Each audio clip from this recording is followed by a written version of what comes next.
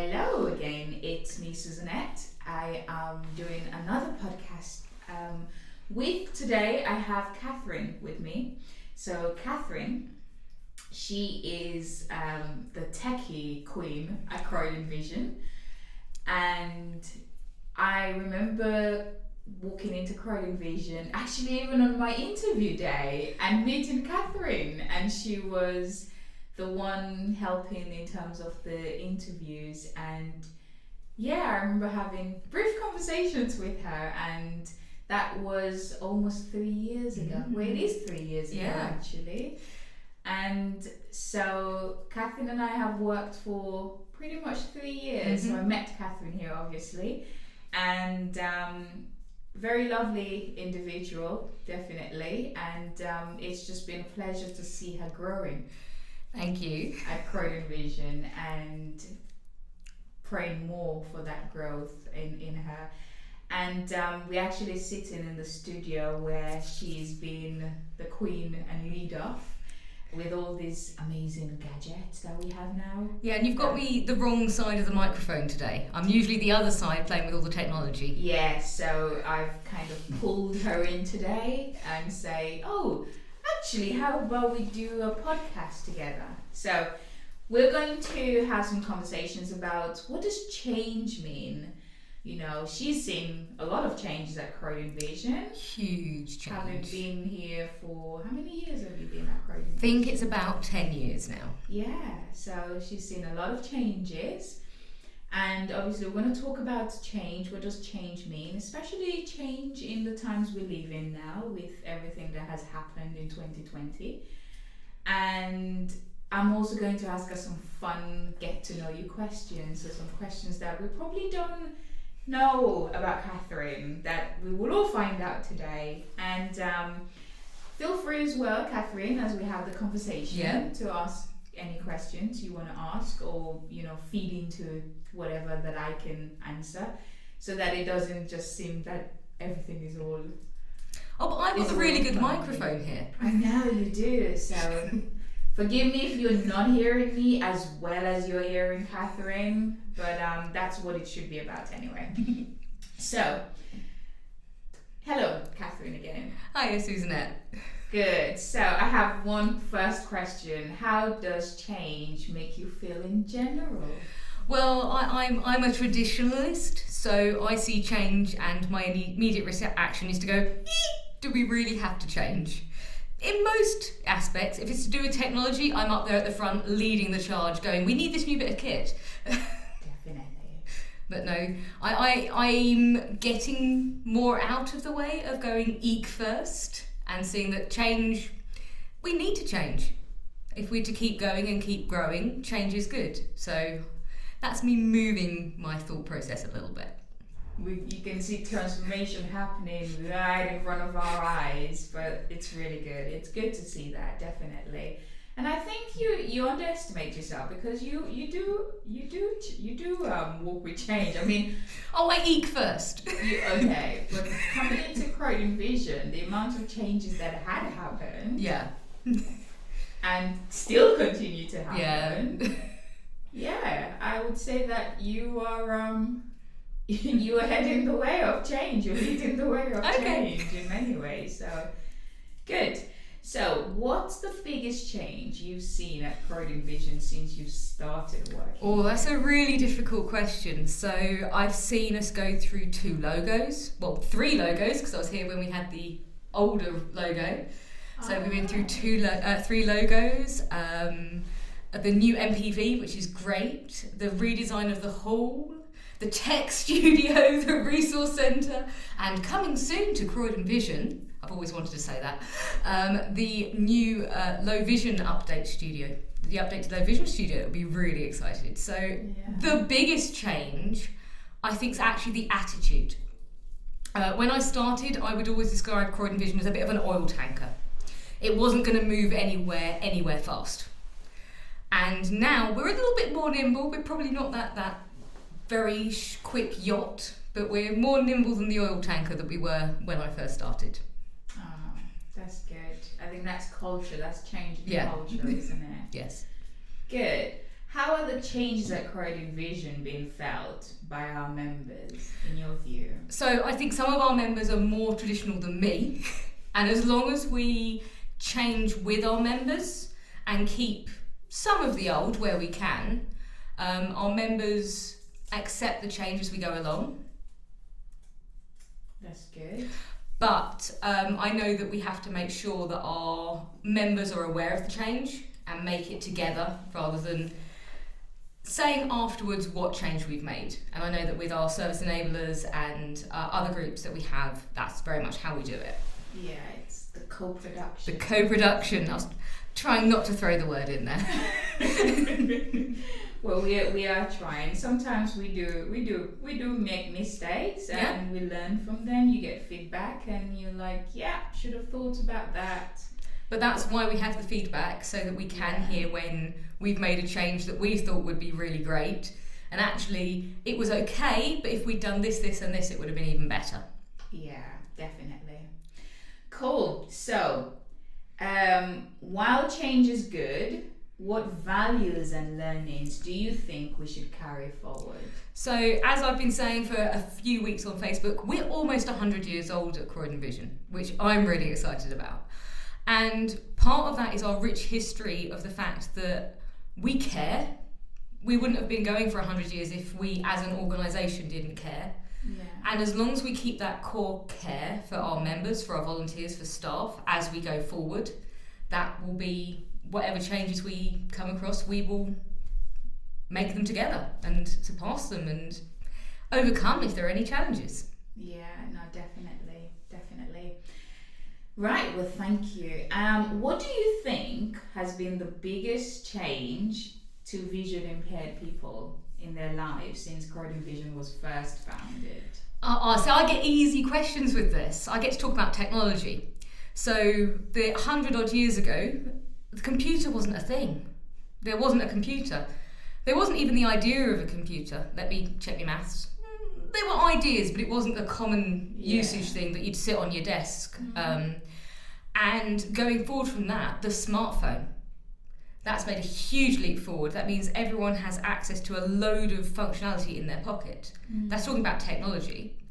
But also the biggest change is about 100 years ago, if you were visually impaired, that was thought of as, well, you just sit there and do nothing. And we at Croydon Vision are all about empowerment. So the change from 100 years ago when someone visually impaired was thought to just sit there and there wasn't much else they could do with their life. And now it's, so what are you going to do? There's nothing stopping you. Yeah, definitely. It's that transformation, isn't it? Yeah. It's about looking and saying, where are you at and how we can take you on that journey. Yes, and it's a journey that we travel together. Yes. It's not you start on the journey and we leave you to continue on. We're there for as long as you need us. And we'll quite happily, when you no longer need us, we will wish you well on your way, but we're still always here if you need to come back at any time. Yeah, or be an advocate. Yeah, or be an advocate. In that sense. I mean, when you think about the journey of people like Anna, Odette, Glenn, who being members, visually impaired, became volunteers and support. It's amazing to see. Yeah. I'm just going to say, if you hear some clanging, that's because the work going on in the Low Vision Studio is currently going on, and I think they're taking the scaffolding down. If you don't hear it, I'm sorry for apologising for something you haven't heard. Yes. Okay, well, thank you. So, we are going to, this is an interesting question. If we discovered, let's say you discovered, Catherine, if you discovered a secret Arctic room at Croydon Vision, what would you use the space for? So I think I'm not allowed to say any more technology because I've already got 3 rooms dedicated to that. Because we've got the IT suite and the resource centre and now our wonderful tech studio. But first off, I'd want to know what was in that attic room before we got any further, because there could be some really great stories and secrets stored up there. It would be really nice to have more space where members could do activities. So we've got the basement, and I'm presuming that this attic room will be lift accessible. Yeah. which is one of our projects for 2021. 2021. Definitely. So what it might be nice is we've got the tech studio where we record. We're hoping to get more members in to do more recording. Now we've got all the equipment. But it would also be nice to do some of the more functional skills such as Braille that we don't do here at Croydon Vision. Okay. But we need someone who really knew their Braille to teach that. So that's what we're looking out for. Yeah, definitely. So if you are a Braille tutor and you want to come and support us and help us, it is part of our fundraising initiative to get a Braille machine, a bespoke one that can be used and utilized for many different things, not just for Braille here, but also how we work with the community to make sure that sight loss is more of an awareness. And for instance, going into restaurants, there's very, very few restaurants that you can actually go in and they have a Braille. Mm-hmm. And I think it's one of the things that I feel really strongly about, that although we've got all this modern technology where everything speaks to you, you can speak to it, Braille is a written language. It means you've got far more access to things like if you want to give a presentation somewhere, you've got your notes that you can read with your fingertips rather than having to listen and then repeat. It makes you much more able to be very professional. And I don't think that we should allow Braille to die out, because I think it's still really important. Yeah, because I think they said there's about 2% of people who actually use Braille, and it'd be really good to teach from the children and young people all the way up to understand. So your response to utilizing that secret Arctic room is for educational purpose? Yes. A Braille education. A Braille room full of interaction going on and interactive things going on. Okay, cool. I mean, I would love to learn how to do Braille. I keep being told that it's not as difficult as you think. Yeah. That if you learn, I think it's A to G, then the next letters just add one dot and the letters after it add another dot. Wow. Apart from W, because there isn't a W in the French alphabet, which is what it was based off of. Okay. I remember when I did sight loss training, I actually learned how to spell my name on Braille, and it was so cool. I get my I's and my E's mixed up because they're opposite. Yeah, but definitely a Braille machine would be a good one. Yeah.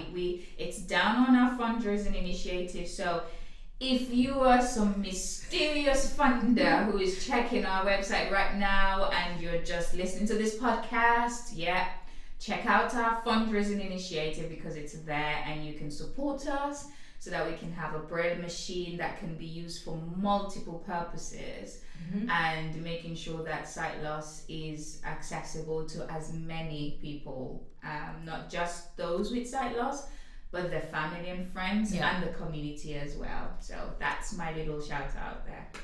So, Catherine, if you could make over and kit one of the rooms at CB, let's say for instance we're talking about your 3 rooms that you have, like you have 3 rooms in the whole organization.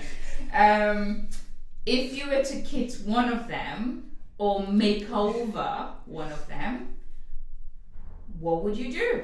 Well, we've just done the tech studio, and it looks amazing. We got some more audio padding to put in to make it sound even better.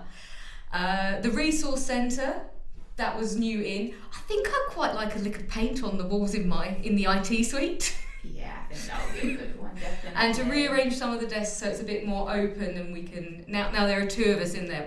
Ola and I can work together better, rather than having our backs to each other, because we tend to sit down, work backs to each other, and maybe 5 hours and go, oh yes, good morning.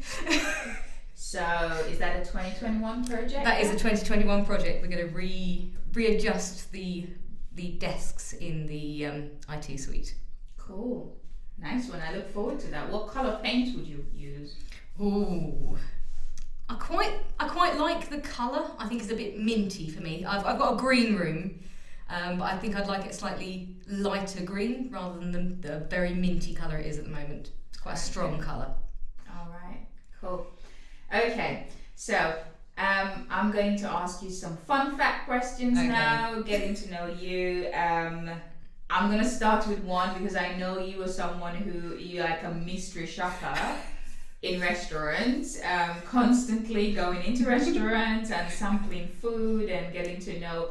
So if you ever want to know restaurants in Croydon, like where to go, Catherine is one of the person to ask that question. So, what's your favourite food, Catherine? Prawns. Yeah. Prawns and seafood. So I will. My friends joke that they think I have a couple of staples in my diet: prawns, spinach, and mushrooms. And they will generally expect me to have at least one of them on a plate when I go out for a meal. All right. Cool. But I like trying all sorts of cuisines. I had a Thai the other day, it was really nice. Had a Caribbean food that I really enjoyed, apart from I couldn't taste the prawns because they were so highly spiced. Oh, I see, yeah, that kind of... Yeah. It's like the one we had when we had our celebration. The Indian. That was just... I was sweating so much, and I'm someone who likes spicy food. I don't mind spicy food, but I would like to at least be able to taste the flavours underneath. Of course. So a couple of years ago, the Working Age Group made jerk chicken and jerk tilapia, I think it was. And that was just spiced enough that there was spices on the tilapia, but you could still taste the really beautiful flavour of the fish itself. Yeah, it sounds nice. When are they doing the next one? We'll have to work them out. We'll have to get Henry out of retirement. Yeah, that would be good. So, question again. What books have shaped you? Ooh. Or helped shape me. So, I remember as a child being read all the Wind in the Willows books. Okay. And that just instilled in me a love of a good story. Growing up, I'd get my hands on any books I could. It was beautiful. We had reading lists at school. I remember reading Journey to Joburg. That really impacted me about the story of the two kids who made their own way. There were some beautiful stories based on true stories, and I can't remember the name of the book. So it was set in China. It was about a child that had been abused, and her path back to being a whole person. But in amongst that, it also talked about the Chinese language and how the heart symbol can mean slightly different things with just adding a line here or there. All right. They were really interesting books. And I think one of my favourite as a child was Flowers for Algernon. Okay. About the autistic child. So in all of those books, what's like the common theme that I think it was a lot of it was showing that you didn't have to be normal. What does normal mean? But we all have, or in general, there is an acceptance that we as human beings will be normal. Yeah. And a lot of these books were based on people who would be perceived of being outside the realm of normal, either because they have learning disabilities or damaged pasts. Yeah. But you can still be you whether you are normal or not. And actually, you have a story to tell. Yeah. If you were that normal, whatever that means, normal.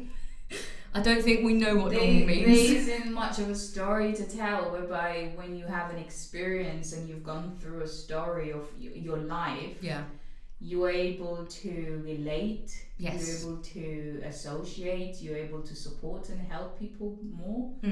And you're able to give a perspective of, I was listening to a podcast that was talking about how we can use our imagination to create fear, or use our imagination to create a perspective that there is a better tomorrow. Okay, yeah. So someone goes for an interview, can use their imagination to say, I'm not going to get that job, I'm not good for this, I'm no good for that. Or you use your imagination and say, well, actually, I know that I am going to get that job. But even if I don't get that job, I've learned the experience of this, and I'm going to use it in my next interview. So the same imagination. And two very different. And so someone who's gone through an experience of hurt or pain is able to help another person with the perspective of hope. I think that was it. All of these stories, they all had that kernel of hope. Right. And then more recently, because we were on books, I don't think I read the book, but I went to see the stage show of The Curious Incident of the Dog in the Nighttime. Okay. And that, again, it was about an autistic boy, and just the way he perceived the world was different. I can't say anything else about it because otherwise you give away the entire story, but it's worth a read. All right. Cool. Good to know. So, adding collections here of books, I'm sure. So, question. Dream as a child. I always knew I wanted to work in technology. That was, I didn't How have far much. back? Oh, I remember getting my first computer at about 8. Right. And that was right, I want to work in technology. Cool. I didn't know quite where I wanted to go. And I don't think I ever dreamed that I'd be doing what I am now. Okay. But I knew I wanted to work in technology somewhere. Right. That's very interesting because you know that most times when you think about dreams of growing up, it's always mostly there's a change, isn't it? Yeah. That takes place, and then the fact that you knew from 8 and you kept that. Yeah. Oh, I was a child of I was once given a Barbie for Christmas because I asked for it. But in general, my Christmas presents were Lego, Meccano. I had racing cars one year. I wasn't allowed to play with them for about 2 years because my dad and uncles were. But I had what would be generally considered as boys' toys rather than girls' toys. But that was my choice, not... I asked for them. It's what I wanted, what interested me. All right. That's interesting. Good. What would you say are your key strengths? We have to say technology. I don't think we can not talk about technology. I hope also caring, and that I want everyone to get the best out of something. Mm-hmm. Yeah, I'm loving this. Keep going. Oh, you said these were fun questions, not soul-searching ones. It's all part of the process. It's all part of the process. Yes. Yeah. What else? I think there are, but I know I've had a discussion recently about the fact of I don't necessarily see strengths in myself that other people may do. That's why I'm saying keep going. I'm loving this. That's why. Because it's nice to see you say what you're saying, which is brilliant. I think also there's something about you where you find the way to communicate with someone to help them get the best out of things, which you've kind of touched on. And it's that way where you would take technology language and break it down. The thing with Catherine though, is if she starts to see you understanding it, she gets so excited and she starts going to level 2 and then she tests you on level 3 and then I'm just like, okay, you're losing me, please go back down to some level that I really understand. But I think you have a way of doing that whereby you find practical things to break down the barriers of tech jargons. And if I don't do that to you, call me up on it. Yeah, so you do. And yes, you are a very caring person, definitely. And what else? Oh no, I'm sitting here blushing. I'm loving this. So give me one more trait. What was one of the strengths or one of the compliments I gave you on your appraisal? Well, I had one other that I thought of, perseverance. Yeah. As we talked about when we talked about the 2.6 challenge, and I said I would do my 26,000 steps a day. I did them. I got home, I was tired, and I said, no, I've said this is what I've done. I've made a promise, and I followed through. Yeah. even though I was tired and my legs were aching because I'd started off with a couple of 40,000 at the beginning of the week. Definitely. And then I would say also the whole, there's something about the people who talk about fear saying, do not be afraid. And I don't think you can ever not be afraid. Yeah. It's a fuel and an emotion that is part of us. It's what you're allowing and what you allow that fear to do to you. Okay. And so it's something I got from someone who was talking about fear and faith and says always feed your faith and starve your fear. And I think the journey of 2020, there were times when I've seen fear and you've had that, you can see it in you, yet you still carried on. There's a beautiful unattributed quote. Courage is not the absence of fear, but the knowledge that something is more important than fear. Yes. And it's in the film The Princess Diaries, which is where I first heard it. And you do say that quite a bit nowadays. Yes. Which is quite good. Yeah, which is good. And it's good. It's good to see that because there's moments that we've all seen through this 2020 that has been, fear can kind of sort of take over people, or you can use it as a fuel. Whereby my next question, which I think is one of the most beautiful lines I've heard you say before, which is like, what's your vision? What's your why? So let's see. I spent a lot of time wording the why. Yeah. My why is to help people to grow. Specifically with technology, because that's my area of expertise, but just to grow into themselves and to be the best vision of themselves. Brilliant. And what was that line you gave me when we talked about fear? So they have an element of similarities, isn't it? When I was talking to you, it was the plan of our first Bricks and Clicks event. I think I said something like, I know my why, and I'm getting in front of that camera. Yeah. Because this is not quite my worst nightmare in front of a microphone. That's not quite as bad because there's not a camera pointed at me. But I really don't like being in front of a camera.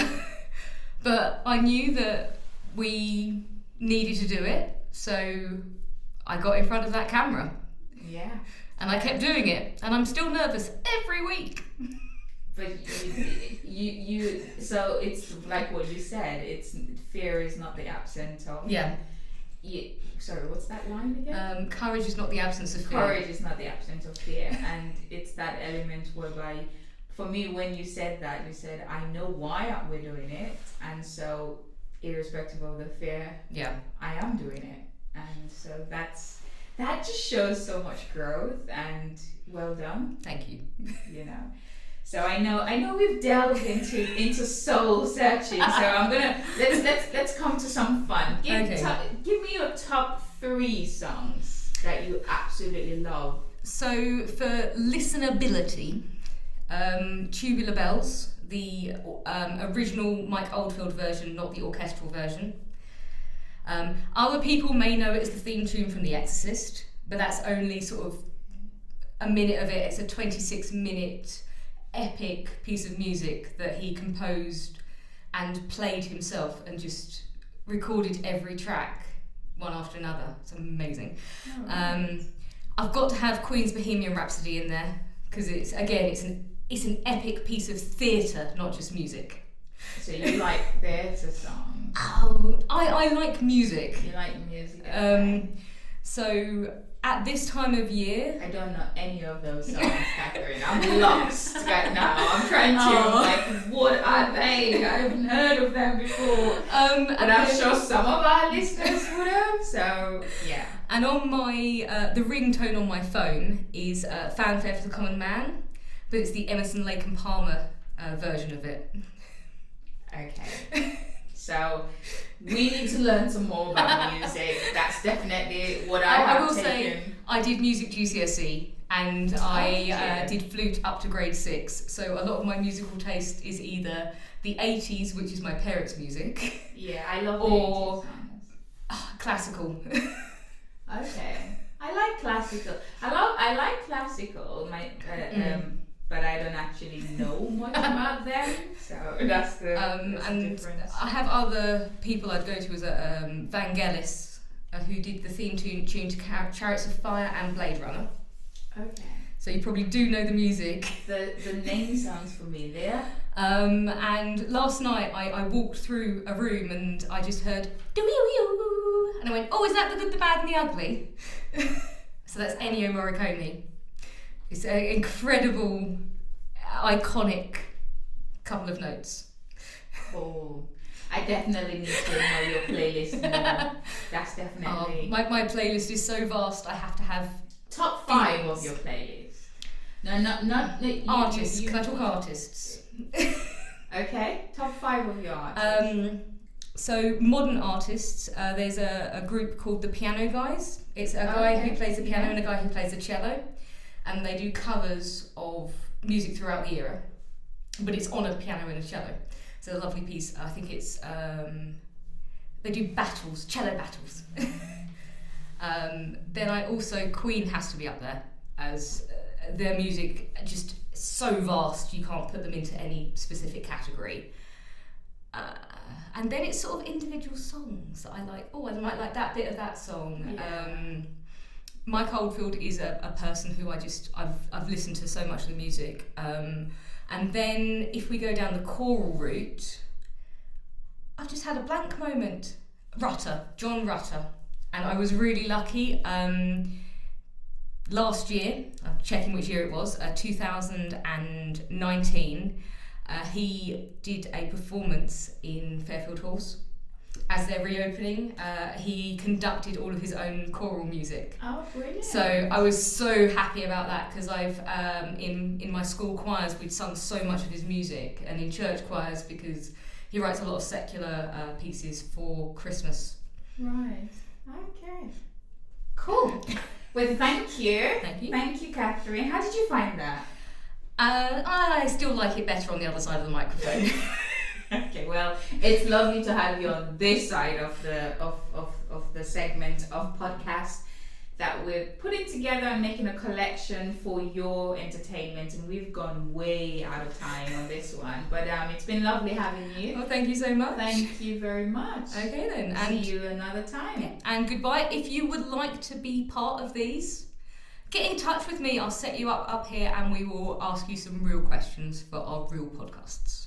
Definitely. Well, thank you everyone. Thank you for listening, and see you for more podcasts in 2021. Thank you.